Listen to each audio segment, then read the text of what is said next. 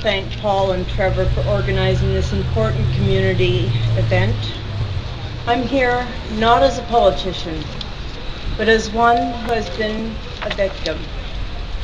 October 1992, my life and that of my family changed forever. Coming home that night with friends, our 16-year-old son was attacked by a group of 6 punks looking for trouble. In the ensuing scuffle, one of them pulled a knife and stabbed my son in the back through the heart. He died in the arms of his best friend. With a single phone call, our lives went dark. I want to just take a moment to share with you how devastating this kind of violence can be. When a young life is taken violently, it has a ripple effect that is far-reaching in our community. That household is obviously the hardest hit, but every family on that street is also struck. Every person at that victim's school or workplace is traumatized, and even neighboring communities are traumatized. It's when communities gather together at events like this that people are inspired to create change.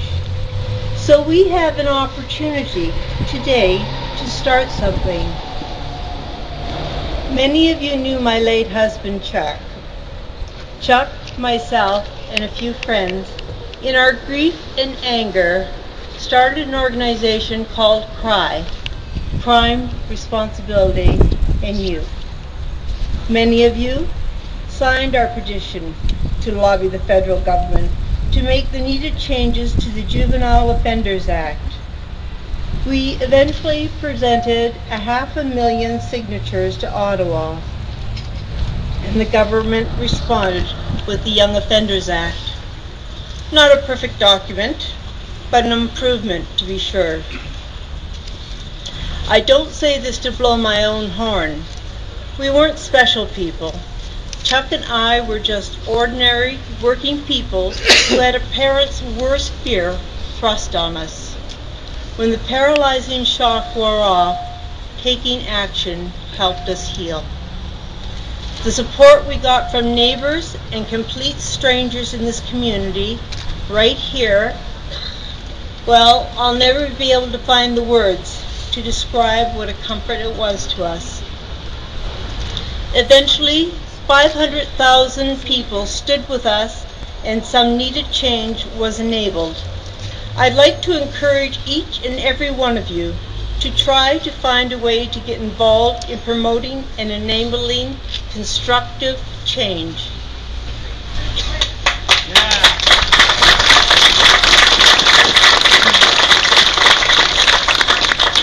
The past few weeks have been a troublesome and turbulent time for our community, plagued by senseless and ruthless acts of violence. The lives of these victims are taken by individuals who hold no regard for law and order.